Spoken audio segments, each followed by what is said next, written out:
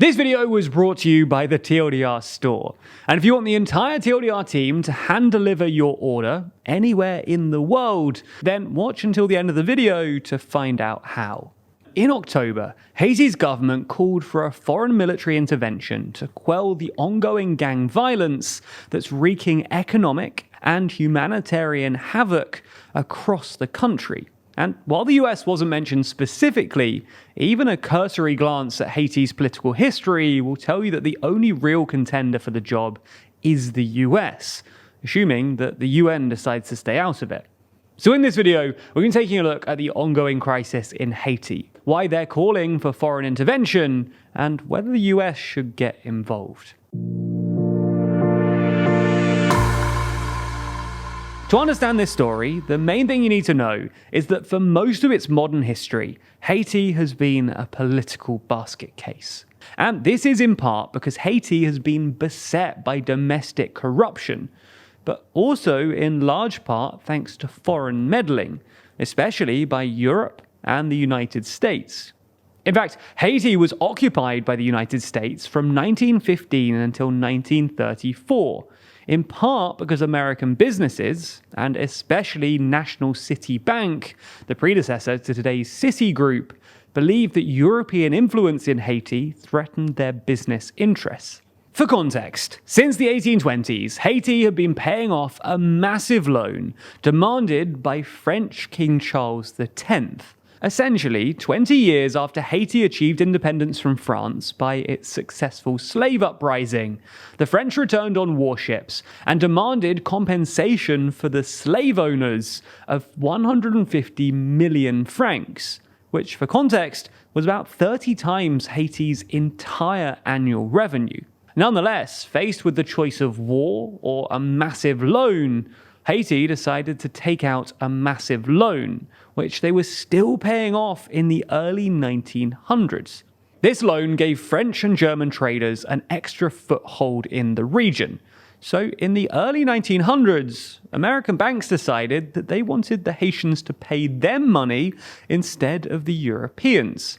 So they convinced the US government by talking about the possibility of a German takeover. And in 1915, the US duly invaded, taking control of Haiti's politics and finances. Now, since leaving in 1934, the US have regularly intervened in Haitian politics, sometimes explicitly, sometimes covertly. In 1994, for example, Clinton intervened in Haiti as part of Operation Uphold Democracy, a military operation aimed at removing the violent military junta which had taken over in 1991. Now, the operation was successful, and the junta were replaced by President Jean-Bertrand Aristide, a priest who had been democratically elected before the military coup.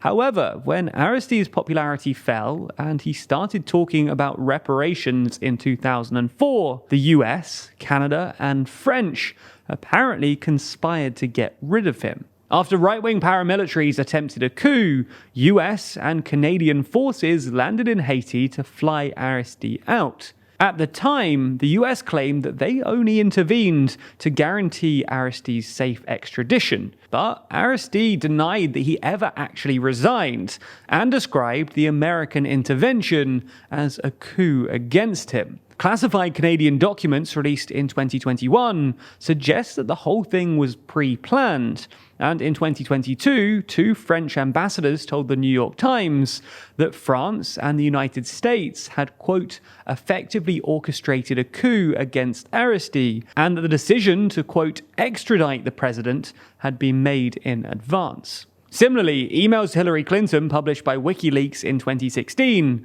strongly suggest that the US interfered in Haiti's 2010 elections, which eventually resulted in the election of the US's preferred candidate, Michael Sweet Mickey Martelly. And at the end of his term, Martelly was then replaced by his close ally, Jovenel Moïse, in a clearly fraudulent election with a turnout of less than 20%, which was delayed multiple times, but still endorsed by the United States. Moïse was then assassinated in July of last year, after overstaying the end of his constitutional term and refusing new elections. In the end, after investigations, it looks like Moise was assassinated by a team of 25 Colombian mercenaries. Anyway, by the time he was assassinated, the Haitian state had essentially collapsed.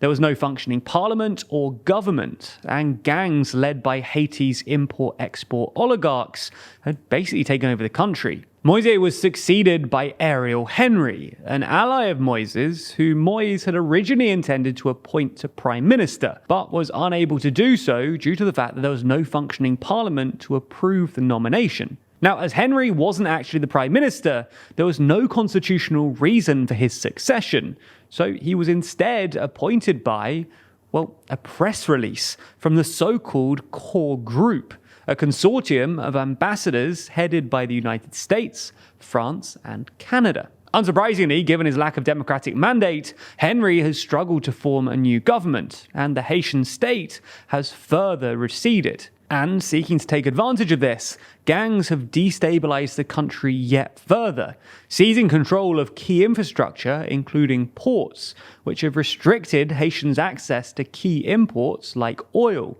exacerbating regional poverty. With instability escalating, in mid-October, Henry requested the deployment of non-UN troops to stem the violence in the country. Henry presumably asked for non-UN troops because the last UN-led mission in Haiti, a mostly Brazilian-led mission from 2004 to 2019, was a complete failure, beset by allegations of sexual exploitation and abuse. The mission also inadvertently introduced cholera to the region, leading to the deaths of at least 10,000 Haitians. And Haiti is actually struggling through another outbreak of the disease at the moment. Anyway, the US responded with 2 resolutions at the UN Security Council. The first was a new sanctions package for anyone threatening, quote, the peace, security, or stability of Haiti. Now, as things stand, the only person listed here is Jimmy Barbecue Cherizet, a former Haitian National Police officer and notorious gang leader renowned for burning his victims. The second resolution, though, is yet to even be finalized and will propose a humanitarian mission led by a partner country and supported by the US.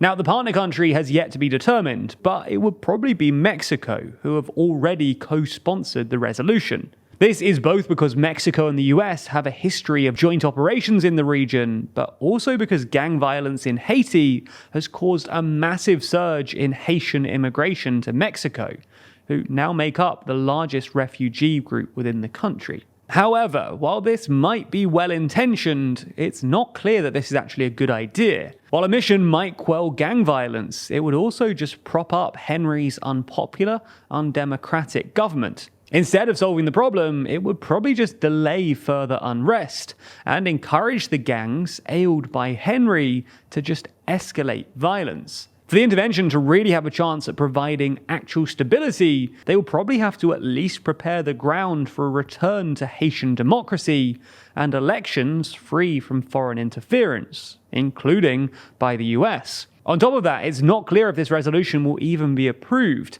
given that China and Russia have already expressed some skepticism. Ultimately, things look pretty bleak for Haiti, and the chaos that's defined its politics for the best part of the last 100 years looks set to continue. That's all pretty bleak, but here's something that might cheer you up. Do you want to meet Team TLDR? Well, we're fast approaching our 10,000th order on the TLDR store. So to celebrate, we're going to hand deliver the 10,000th order anywhere in the world. In fact, we're going to record a whole video of our team racing to deliver your order and be the first to arrive at your doorstep. Sounds fun, right? Well, I have some good news if you're considering placing an order to try and win, because we also have a huge sale on right now. All of our iconic pin badges are now half price, only $2.99. Or if you're feeling doubly lucky, you could get yourself a random pin for $1.79, 5 random pins for $5.99, or even 10 random pins for $9.99. And it's not just badges. Everything else in our store is also reduced, including our magnets and stickers. And just so you know, we have no plans on restocking any of these items. So once it's gone, it's likely gone forever. So if you've always wanted a little piece of TLDR, if you're looking for an early Christmas gift, or you just want to go for a drink with Team TLDR, then now is your chance to order. The link to the store is in the description, and thanks for supporting the channel.